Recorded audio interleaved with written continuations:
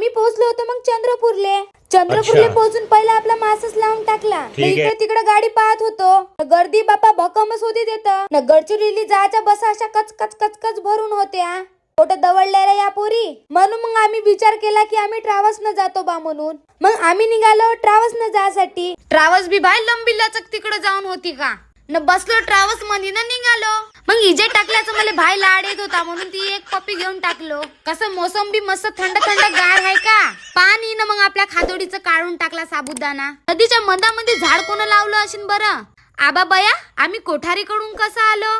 इकून गडचिरोली पडते का. मला नव्हतं माहित बा. ह्या माझ्या मैत्रिणी मला घेऊन आल्या. माझी बडी मम्मी नाही का मला बाय करायसाठी बाहेर आली होती. पा मस्त बाय करत आहे. मग मी ना मैत्रिणीला विचारलं आपण इकून कसं चाललो बा म्हणून. तर ते म्हणे रस्ता भुलून गेलो आपण म्हणे.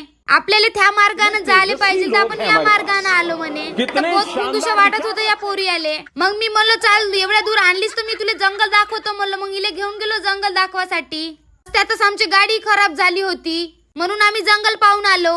पण आता तुम्हीच सांगा बरं अशा मैत्रिणी भेटणार का. मले म्हणे इकून गडचिरोली येते म्हणे चाल इकून जाऊ बा म्हणून आणले बाई इकडं. या मस्त इकडे तणानून झोपल्या होत्या. मला काही झोप येत नव्हती. रात्रीचे 7 वाजले तरी गडचिरोली काही याचं नाव नाही घेत होती ना. रस्ते त्याचे एवढे खराब का सांगू तुम्हाला. आता पाहूनच घ्या. मैत्रिणी कधी भरोसा नको करत जा.